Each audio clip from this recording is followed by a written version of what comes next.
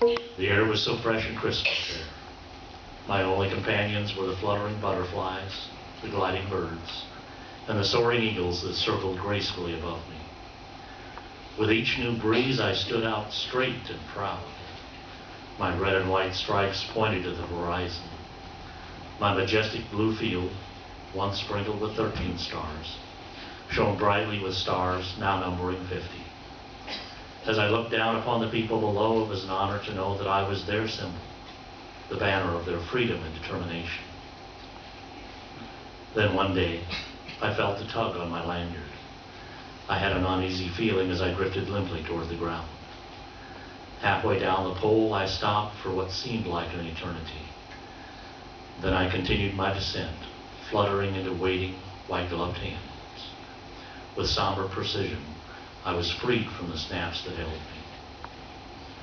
Soon, I found myself draped over a cold, gray steel box.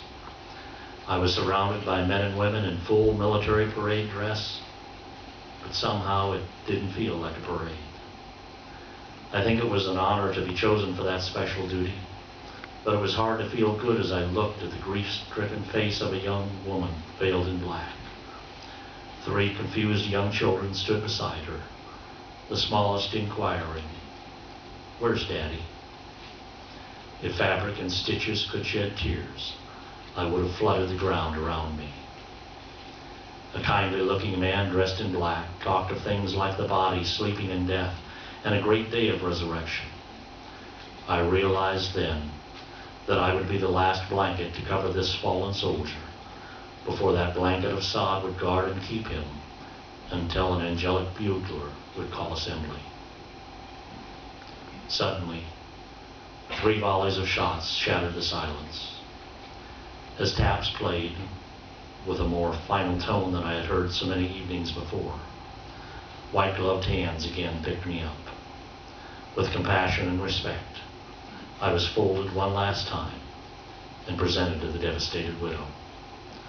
Words of honor, duty, and sympathy were spoken by an officer who choked back his own tears as he spoke.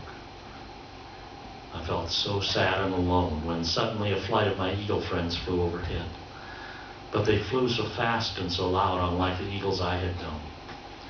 As quickly as they had appeared, one of them broke off from the flight and veered out of sight. Now I hang, still folded, in an oak case with a glass panel protecting me from dust and the elements. I don't hang alone, though. On one side of me is a portrait of the man I had enshrouded. On the other side is a medal commemorating his devotion and gallantry. How I long to again fly unfurled and free so far above the ground, but I know it can never be. I have found my permanent duty station here in this tribute to a man who valiantly gave his life for the country and people he loved. My only prayer is that the sacrifice I made will mean that no other American flag will ever again have to leave its place flying proudly with the eagles. Ladies and gentlemen, if any of you have lost a loved one, a son, a daughter, husband, wife, father, mother, brother, sister, or any other relative in the service of this great nation, would you please stand on their behalf and please remain standing?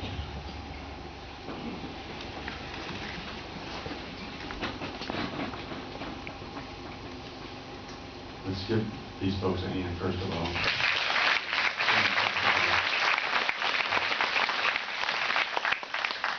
I ask the rest of you who are able to stand with them while we pay tribute to those great men and women who gave all so that we might be free.